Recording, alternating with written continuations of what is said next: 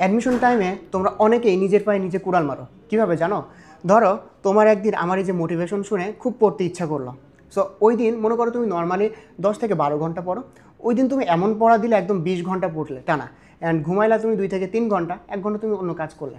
So ওই টাইমে তুমি অনেক খাইছিলে মোটিভেশনের জোরে, তুমি একদিন টানা 20 ঘন্টা পড়ছো।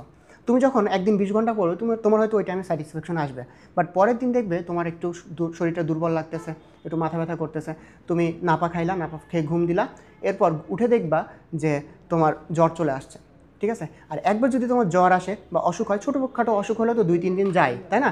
সো 1 সপ্তাহ যদি তোমার এইভাবে অসুখে চলে যায়, ডেইলি তোমার পড়ার কথা ছিল ধরো 12 ঘন্টা, অসুখ হলে তুমি কি 12 ঘন্টা পড়তে পারবে? তোমার তখন পড়া কমে ধরো হচ্ছে 2 ঘন্টা পড়লে তুমি, সো তুমি 10 ঘন্টা কিন্তু পড়ার টাইমটা লস করে ফেললে। এভাবে তোমার 7-10-70 ঘন্টা নাই, বুঝছো? সো একদিনে তুমি এক্সট্রা কতক্ষণ পড়ছিলা? 8 ঘন্টা ধরো পড়ছিলা। সো 8 ঘন্টা এক্সট্রা পড়ার জন্য তুমি তোমার লাইফ থেকে 1 সপ্তাহের 70 ঘন্টা তুমি মাইনাস করে দিলে।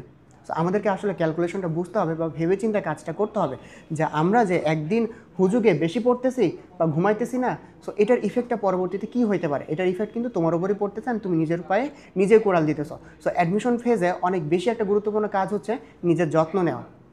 সো তুমি যদি নিজে তোমার যত্ন না নিতে পারো, তোমার যে বাকি ফ্যামিলি মেম্বার্স আছে, ফ্রেন্ড আছে বা ভাই বোন আছে, তাদেরকে বলবা তারা যাতে তোমার যত্নটা নেয়, বা আমার এই ভিডিওটা তাদেরকে দেখাবা যে তারা যাতে তোমার প্রপার কেয়ার নেয়, প্রপার তোমাকে খাওয়া দাওয়া করায়, প্রপার যাতে তোমার স্লিপ সাইকেল যেটা সেটা যাতে মেনটেন করায়। তাহলে তুমি কী হবে, তাহলে তুমি অসুস্থ হবে না।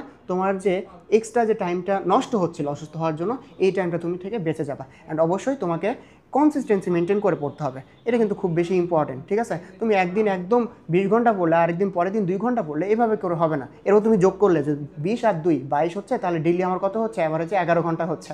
বাট এভাবে কিন্তু হয় না। ঠিক আছে? তোমাকে ডেইলি 10 থেকে 12 ঘন্টা তোমার রুটিন বা কনসিস্টেন্সি মেনটেন করে পড়তে হবে। একদিন হুজুগে বেশি পড়তে যাও না, নিজের পায়ে কুড়াল মেরো না। সো অবশ্যই এই জিনিসটা মেনটেন করবে। সবাইকে বেস্ট অফ লাক।